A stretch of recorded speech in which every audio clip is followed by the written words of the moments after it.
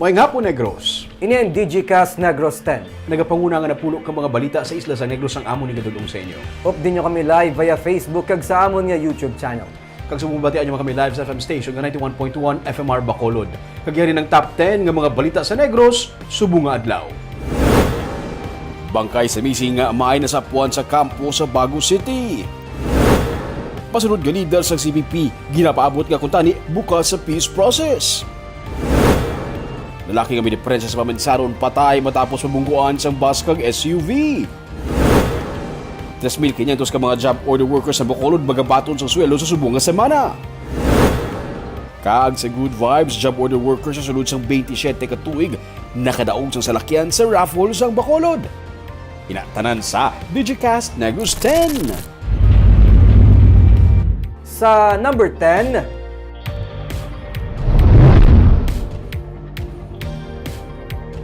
presyo ng diesel magasaka sa 2 ka piso sa buwas.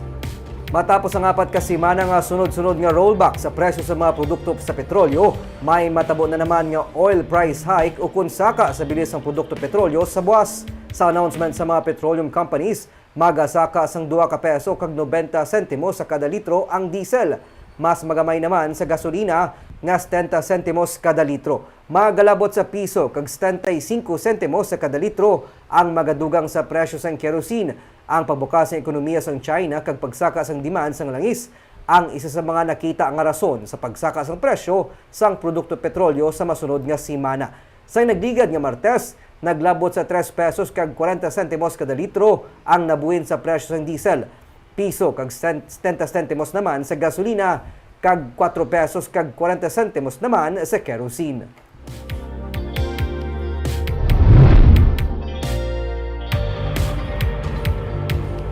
Sa number 9, sa 601 ka mga barangay sa Negros Occidental, 392 diri drug-cleared barangays na. Inibase sa pinakauli nga datos ng Philippine Drug Enforcement Agency sa report sini sa Provincial Peace and Order Council. Sunod sa kay PIDEA Provincial Officer Jiksivsky Excrupulo, ang Provincial Officer sa PIDEA, nagkakasayuran nga 65-22% lamang ang drug-cleared barangays. Para kay Negros Occidental Governor Eugenio C. Lacson, maayo pa ini nga improvement pero kinahanglan nga iduso pagid ang kampanya. Satisfied naman ang gobernador sa accomplishment sang PNP kag AFP sa probinsya. Naputikan man ang nagsaka nga kaso sa robbery kag theft, inigtuga man sang paghalog sang restrictions kasunod sa pagdubo sang kaso sa COVID-19. 91 ang robbery case sa subong nga 2022, 46 naman sang 2021. 172 naman ang reported nga theft cases subong kag 100 naman sang 2021. During the conduct of drug test, may nag-positive. So, as part of the requirements of drug clearing, kasi kailangan at least two consecutive drug test na negative result. So, pag nag-positive sila on the second test, dapat hanggang fourth test, magna-negative sila. So, yung iba, third test pa lang ang naging negative, so hindi pa rin siya tatanggapin.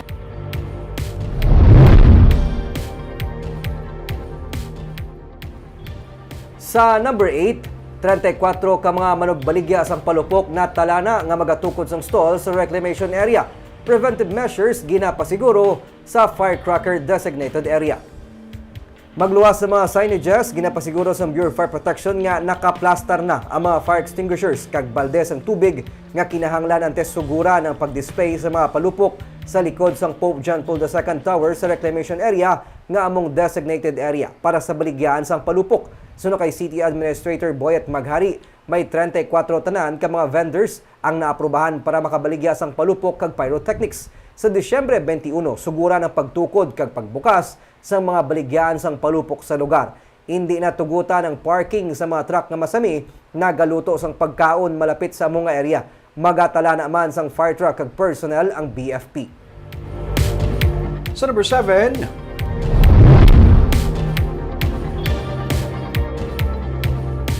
sa Banwa sa Valladolid, isa ka lalaki nga may diferensya sa Pamensaron, patay matapos mabungguan sang bus kag SUV. Patay ang 34 anyos nga lalaki matapos mabungguan sang bus kag SUV sang Sabado sa highway sa Barangay Palaka sa Valladolid. Sa investigasyon sa PNP, ang biktima nagtabok sa dalan sang ini ang una nga mabungguan sang nagadalagan nga bus. Pagbunggo, naglabog kag liwat pa nga nabungguan ang pedestrian sang SUV nga nag-overtake sa bus Gindala pa ini sa ospital apang gideklara nga dead on arrival. Suno sa pulis, may diferensya sa pamensaro ng biktima kagulpi na lang ini magtabok nga amo ang rason kung nga nabungguan sang bus. Ginitay naman ang drivers sang bus kag SUV.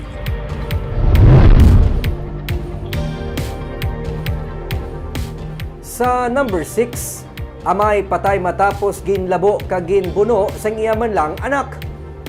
Patay ang 55 anyos nga si Jose de Leon matapos ini ginbuno kag ginlabo-labo sang iya anak kagabi sa Saison Village sa Barangay Felisa sa Bacolod City. Suno kay Police Major Richard Fajarito, hepe sang Police Station 10, nagpauli nga hubog si de Leon kag iya sini ginsakit ang iya iloy. O kun ang lola sang bata, gani ni impitong bata ginlabo-labo ang iya amay gamit ang sadol. Iya man ginbuno-buno pa gamit ang kutsilyo. Masami suno sa pulis nga ginasakit sang amay ang iya sini iloy kun nakainom. May diferensya sa paminsaro ng anak suno kay Fajarito. Desidido naman ang pamilya nga pasakaan siya sang kaso.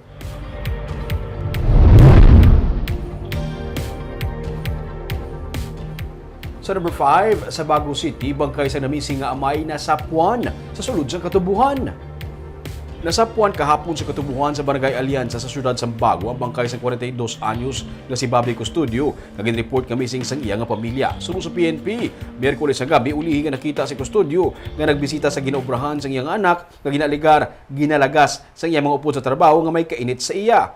Ginagas man suno sang pulis sang mga katrabaho sang iya anak ang amay kag dito na nga ginlabo-labo. Sang Sabado, ginreport nga missing sang iya nga pamilya si Custodio. Kag nagakaagnas ng iya sini nga bangkay sa makitaan sang kahapon. Nakilala naman ang mga sospek kag silang pasakaan man sang kaso sang pamilya.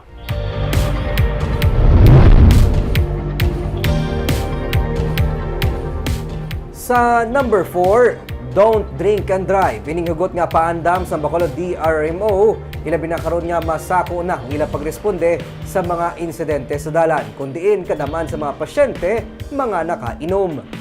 Humulin sa nagligad nga si Mana nangin masako ng katapos ang Bacolod DRM Emergency Medical Services sa pagresponde sa mga nagaluntad nga aksidente sa dalan. Suno kay City DRM Head, Dr. Ana Maria Larni Pornan, kalabanan sa mga pasyente aging tatap sa mga emergency and rescue team, mga nakainom, kag halin sa mga party. Masami, nagabuya pa sang malain nga hambalanon sa mga nagabulig nga responders.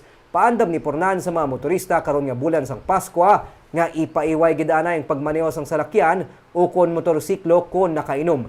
Nagapanugyan man siya sa mga emergency responders nga ipabili ng maximum tolerance agod malikawan ang tensyon sa tion nga may emerhensya. Nagapangabay man siya sa katapos ang Barangay Health Emergency Response Teams nga mangin alerto agod wala sang pasyente nga mabihangan sa ila pagserbisyo.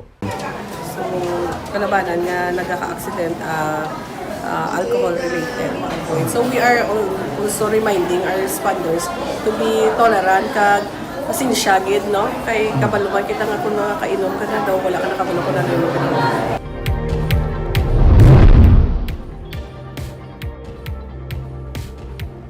Sa number 3, dugang nga 10,000 pesos sa 40,000 pesos na daan nga bonus sa mga empleyado sa Kapitolyo Provincial ang ginapaabot.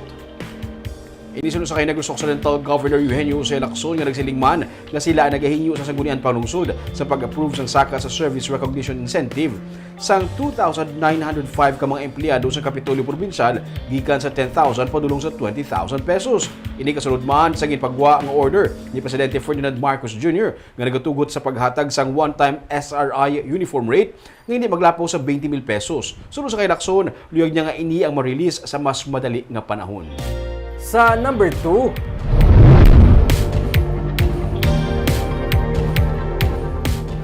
$3,500 ka mga job order workers sang Bacolod ang ginapaabot nga masweldohan na karon nga simana. Sini nga simana ginpasalig ni City Administrator Attorney Boyet Maghari nga matigayon ang pag-release ng pondo para sa sweldo sa mga job order workers sang Bacolod. May 3,500 ka mga GOs ang natigayon na nga na-validate para malakip sa payroll. Binula na nga na-delay ang release ng pondo bangod kadamaan sa mga GOs ang wala sang appointment letter. Suno kay Maghari, ginatinguhaan man karon nga mapalabot sang syudad ang mga pamaskwa para sa mga empleyado. Ginpatuma naman ang ID system agod mapatod kung hasta san o kutob ang kontrata sa mga JO kag kung diin departamento sila nagatrabaho. base mga possible pang mga additional nga mahatag if not this week maybe before end of the year no may mga ginahingagaw kita kay para nga makapamaskwa man ang tanan. So ongoing siya sir. Gift box.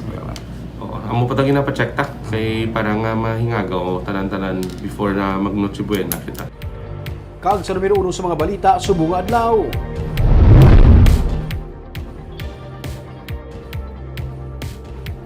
Ang gobernador sa probinsya ang pamuno sa Philippine Army sa Negros ang nagalaom nga kuntani ang madason nga liderato sa Communist Party of the Philippines mangin bukas sa peace process. Inisunod sa kay Negros Occidental Governor Eugenio C. Lacson nga resiling man nga kuntani ang magabulo sa kay Jose Maria Sison nga nagtaliwan sa Netherlands sa edad nga 83 ang hindi na magkabig sa armed struggle bilang nagaisahanon nga sabat sa ilang mga panawagan. Nagalaom ang gobernador nga kuntani mahatagan man sa higayon ang kalinong. Para naman sa kay 3rd Brigade Commander Brigadier General Inocencio Pasaporte bilang leader sang pangkabilugan nga hublag, may epekto ang pagtaliwan ni Sison sa rebeldeng grupo. Sa Negros, sunod sa kay Pasaporte, naghuyang nagidman ang puwersa sang rebelde dalaman sang asod-asod nga kalugawan sini sa mga opensiba sa military. Gani ginapabot man ang anibersaryo sang CPP sa December 26, sunod sa kay Pasaporte sa nagbuhay na nga kapasidad sang rebeldeng hublag, malayo na nga makapatuman pa sila sang tactical offensives. All daw, kung diri sa Negros daw wala. Very, reduce ng capability nila nga to launch or any tactical. Undaran sila. Silingkod na lang, subong undaran sila.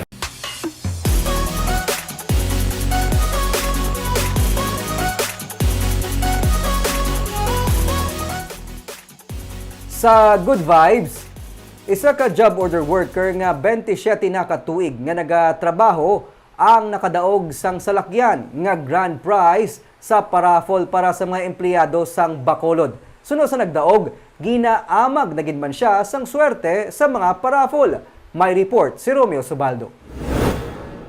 1995 pa nga job order workers sa Bacolod City, 50 anyos kasi Luz Beminda Hirada. Sunod sa kay Luz, humalinsad to daw, ginaamag na gid man siya sang swerte basta may paraffol kung Christmas party.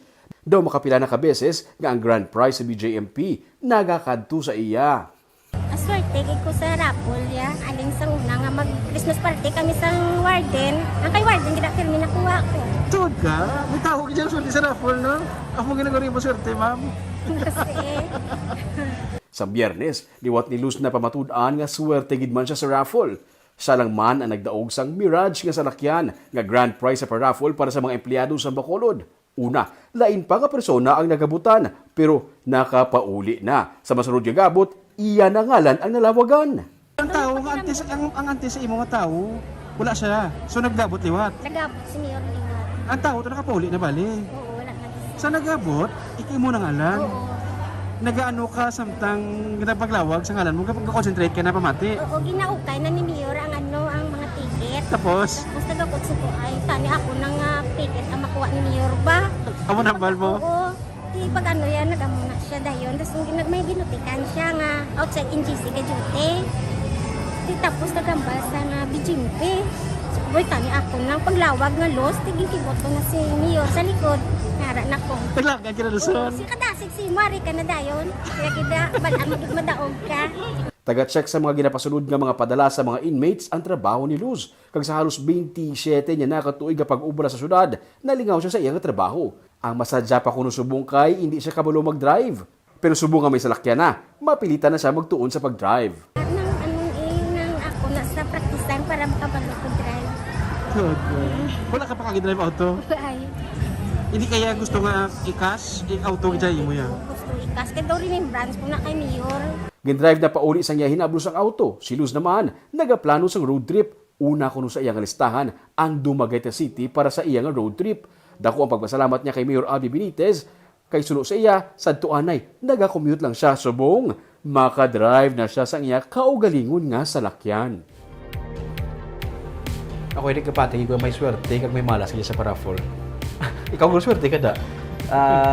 Lucky in love lang siguro. Wow, Ito swerte yeah. mo subong. But at least, after 27 years, nakadako ka kanoog siya, nako ka ma-premium. Sa lakyan, isa lakyan. Grabe nga bawi. 27 years ha. Kaagap ito mga balita sa Negros Subungan Lao. Kaya man sa panahon karon importante nga nakahibalo ka sa mga hitabo sa imo palibot. Pero dapat balansa kay eksakto ang mga impormasyon. Magapadaan kami sa pagpangalagad sa mga Negrosanon. Ako si Nico Delfin. Tugtog sa buwas, ako naman si Romeo Subaldo. Mayong hapon.